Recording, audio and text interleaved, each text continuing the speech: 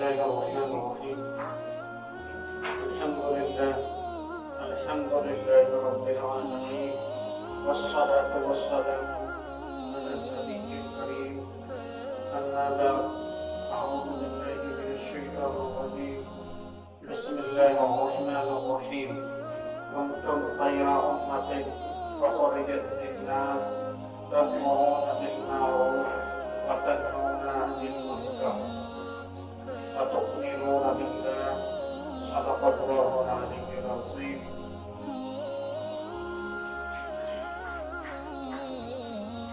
میرے محترم بزرگوں اور دوستوں اور خصوصاً ملک ہندوستان کے مرد عورتوں، آج ہمارے ملک کے اندر ان پیچیدہ حالاتوں میں، ان پریشانیوں کے حالاتوں میں بھی کچھ لوگ اپنی سیاست کا جھنڈا بلند کر رہے ہیں. انہیں انسانیت کا کوئی خیال نہیں آ رہا. بس انہیں چاہیے تو اپنی ستا، انہیں چاہیے تو اپنی سیاست، چاہے سارا ہندوستان قبرستان میں جائے، انہیں کوئی مطلب نہیں.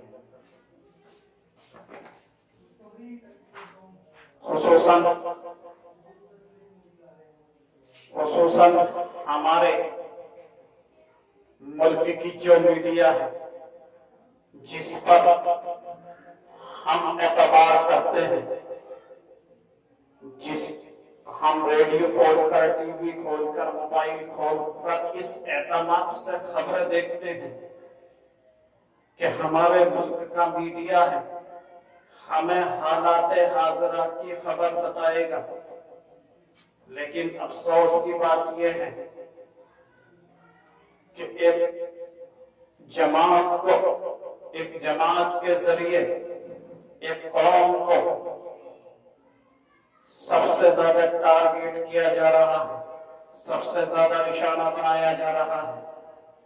اور یہ آگ لگائی ہے تو ہمارے ملک کی میڈیا نے لگائی ہے، کیونکہ جیسی زبان، پلیت زبان اس نے علماء اور فقہا، مجددین اور محدثین، محققین کے بارے میں استعمال کی ہے. حقیقت یہ ہے کہ اسے کوئی برداشت نہیں کر سکتا. اگر حالات ایسے نہ ہوتے، لاک ڈاؤن نہ ہوتا، تو آپ سوچ سکتے ہیں میڈیا کی یہ زبان کیسی آگ لگاتی اس معاشرے کے اندر. میرے محترم بزرگوں دوستوں، ہم میں سے ہی ایک شخص کھڑا ہوتا ہے ملعون، جس کا کوئی دھرم نہیں، کوئی ایمان نہیں. وہ اپنی کرسی کے لیے، اپنے پد کے لیے اور اپنے عہدے کے لیے ان دین کی محنت کرنے والوں کو آتنکی بتاتا ہے. میری مراد اس ملعون سے ہے جس کو ہم وسیم رضوی کے نام سے جانتے ہیں. تیری اوقات جب میں کہتا ہوں کہ اگر خدا نخواست سے میری یہ ویڈیو اس تک پہنچ جائے تو میں کہتا ہوں کہ کمینے تیری اوقات سب تک ہی ہے جب تک ان کی حکومت ہے. اس کے بعد تیری اوقات گلی کے کتے سے بھی بدتر ہوگی انشاءاللہ. کیونکہ یہ جماعت ہماری وہ جماعت ہے کہ جس کے بارے میں آج تک الحمدللہ 100 سال سے اوپر ہو چکے ہیں، نہ کوئی کسی تھانے میں رپورٹ درج ہے، نہ اس پر کوئی الزام ہے، اور نہ کوئی سیاستداں یہ بتا سکتا ہے کہ انہوں نے کرسی کی خاطر، عزت کی خاطر، دولت کی خاطر، حکومت کی خاطر ہم سے کوئی سہارا یا معاوضہ لیا ہے. یہ تو وہ لوگ ہیں اپنا جان لگا کر، اپنا مال لگا کر اللہ کے بندوں کو یہ بات سکھاتے ہیں کہ دیکھو انسانیت میں آتا ہے جب انسان بنتا ہے۔ یہ ساری دنیا کے اندر یہ پیغام لے کر کے پھر رہے ہیں کہ دنیا کے اندر جتنی بھی برائیاں ہیں انہیں روکنا ہماری ذمہ داری ہے۔ اگر کوئی کسی کی بیٹی کو دیکھ رہا ہے تو یہ اس کو دیکھنے سے منع کرتے ہیں کہ یہ غلط بات ہے۔ اللہ نے قرآن کریم میں اس کو منع فرمایا ہے، یہ شریعت کے خلاف ہے۔ اگر کوئی کسی پر ظلم کر رہا ہے تو یہ اس ظالم کا ہاتھ پکڑ کر اس ظلم کو روکتے ہیں۔ یہ ساری دنیا کے اندر جو دعوت لے کر کے پھر رہے ہیں وہ اس کی دعوت لے کر کے پھر رہے ہیں کہ اللہ ایک ہے، اللہ کے رسول صلی اللہ علیہ وسلم اللہ کے آخری نبی ہیں، اور اللہ کے رسول صلی اللہ علیہ وسلم کی زندگی کو اپنا لو تو کامیاب ہو جاؤ گے۔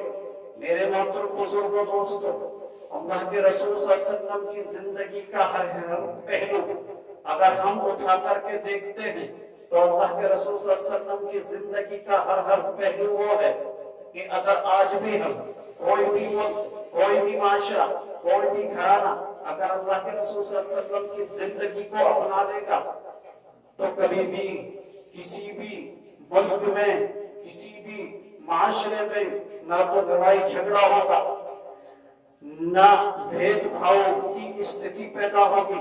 یہ اس دعوت کو لے کر کے پھر رہے ہیں۔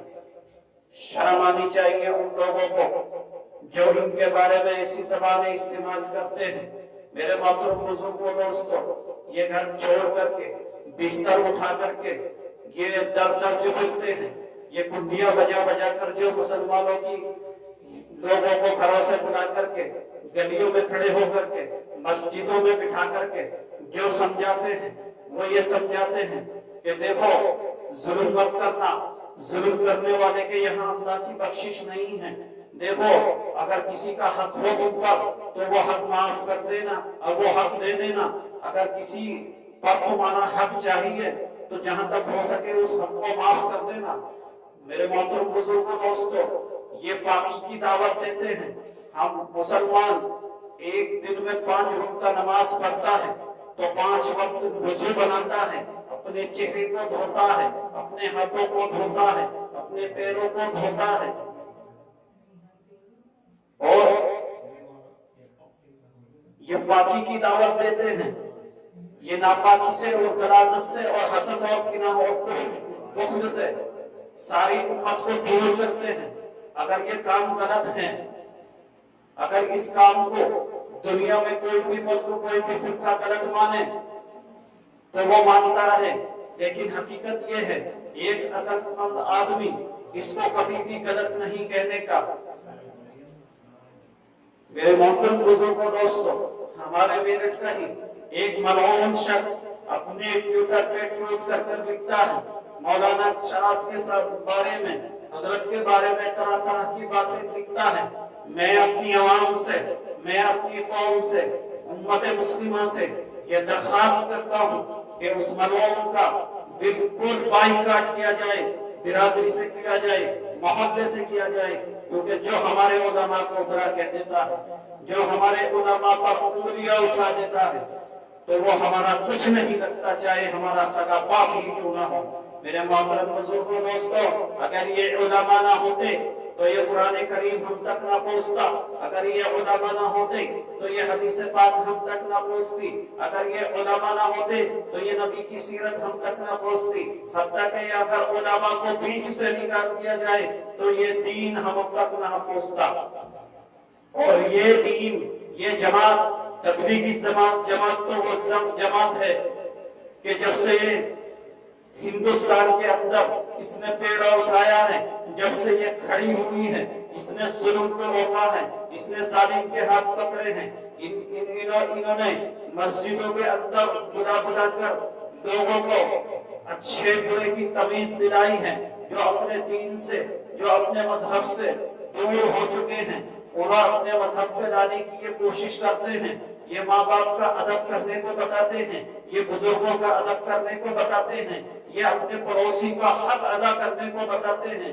اگر آپ کے گھر میں کوئی اچھی چیز بنتی ہے، یہ اللہ کے رسول صلی اللہ علیہ وسلم کی تعلیم یہ دیتے ہیں، یہ گھر گھر جا کے، کہ ایسا نہ ہو کہ تم تو اچھی چیز کھا لو اور تمہارا پڑوسی بھوکا رہ جائے۔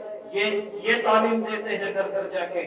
میرے محترم بزرگوں دوستو، اگر کسی مذہب میں یہ تعلیم بری ہے تو میرے محترم بزرگوں دوستو، آپ اپنی عقل سے خود ہی فیصلہ کر لیجئے کہ یہ تعلیم اچھی دیتے ہیں یا بری دیتے ہیں۔ جو ملعون انہیں آتنکی کا نام دیتے ہیں، خدا کی قسم وہ سب سے بڑے آتنکی خود ہیں۔ میں ذکر کر رہا تھا اس ملعون کا جسے اسلم انصاری ڈاسنیا کے نام سے جانتے ہیں۔ اس نے ٹویٹ کر کے اپنے ٹویٹر پر لکھی ہے حضرت کی برائی۔ میں اس سے کہتا ہوں کہ اللہ کے بندے، تجھے کوئی عہدہ نہیں ملنے والا انشاءاللہ، اس لیے اللہ سے توبہ کر لے، اللہ سے توبہ کر لے، اللہ سے معافی مانگ لے، کیونکہ یہ اللہ کے رسول صلی اللہ علیہ وسلم نے فرمایا العلماء ورثۃ الانبیاء، علماء جو ہیں، عالم جو ہیں، میرے دین کے وارث ہیں۔ جو انہیں برا بھلا کہے گا اس کی خیر نہیں ہے، جو ان سے بغض اور دشمنی رکھے گا اس کی خیر نہیں ہے، اس کی دنیا بھی بگڑ جائے گی اور اس کی آخرت بھی بگڑ جائے گی۔ تو میرے محترم بزرگوں دوستوں، میں یہ بتا رہا تھا کہ یہ جماعت تو وہ جماعت ہے جب یہ راستے میں چلتی ہے تو اس طرح بھی نہیں چلتی۔ اگر 10 آدمی کی جماعت ہے تو ساتھ پہ کوئی یہ محسوس نہیں کر سکتا، گلی میں یہ کوئی محسوس نہیں کر سکتا کہ اس جماعت سے ہمیں تکلیف ہو رہی ہے۔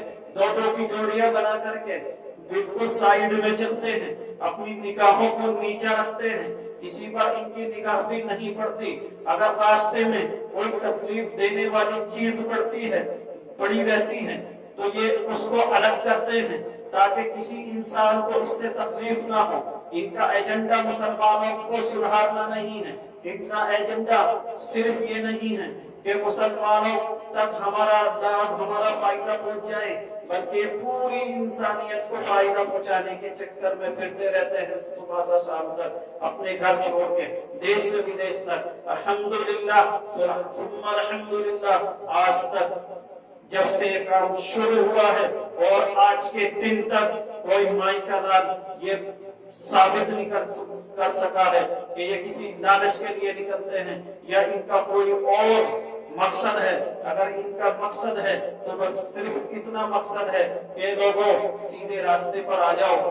جو انسان کے اندر انسانیت ہوتی ہے اس انسانیت کو اپنے اندر زندہ کر لو، ان کی دعوت اتنی ہے۔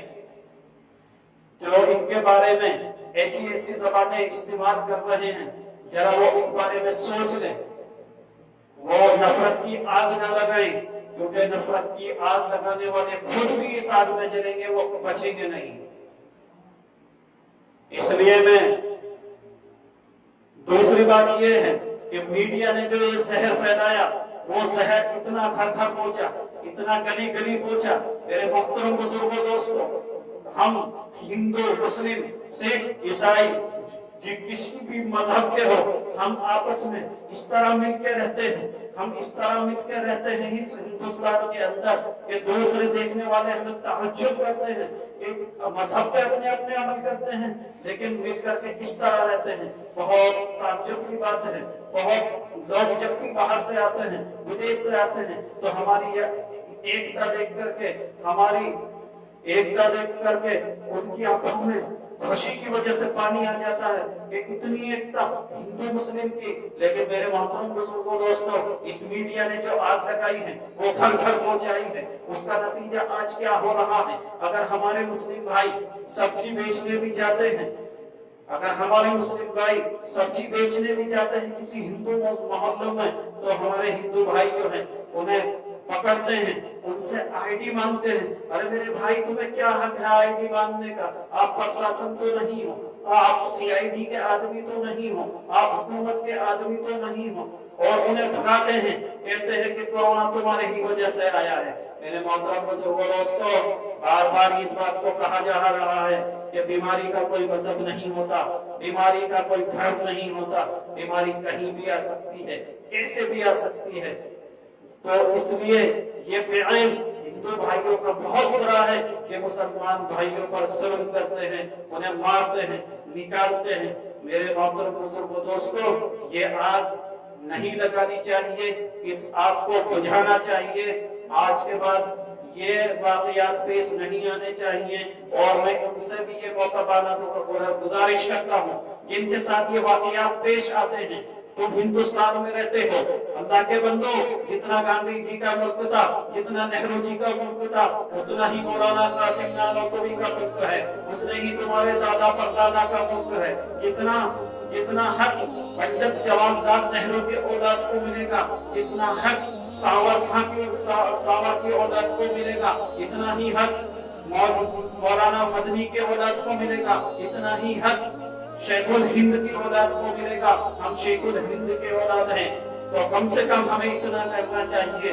اگر ہم پہ کوئی ظلم ہو رہا ہے تو پولیس اسٹیشن کھلے ہیں، ہمیں ظلم برداشت کرتے گھر میں نہیں بیٹھ جانا۔ کم سے کم ہمیں پولیس اسٹیشن اس کی شکایت کرنی ہے کہ میں فلاں جگہ گیا تھا، چوری کرنے گیا تھا، میرے ساتھ یہ حادثہ پیش آیا ہے، مجھے ایسے بھگایا گیا ہے۔ کم سے کم ہمیں حکمرانوں کے کانوں میں یہ بات ڈالنی ہے کہ یہ لوگ ظلم کر رہے ہیں ہم پر۔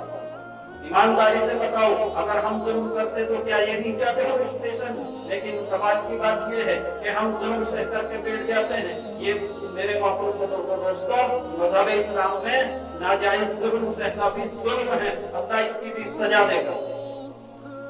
تو اس لیے میں نے جتنی بھی باتیں کہی ہیں، میرے تمام ہندو مسلم سکھ عیسائی جہاں تک بھی یہ ویڈیو پہنچے، میری یہ ویڈیو جہاں تک جس شخص تک بھی پہنچے، تو اس ویڈیو کی ایک بات پر دھیان دے کہ میں نے کہا کیا۔ معاشرت دامانا الحمدللہ رب العالمین۔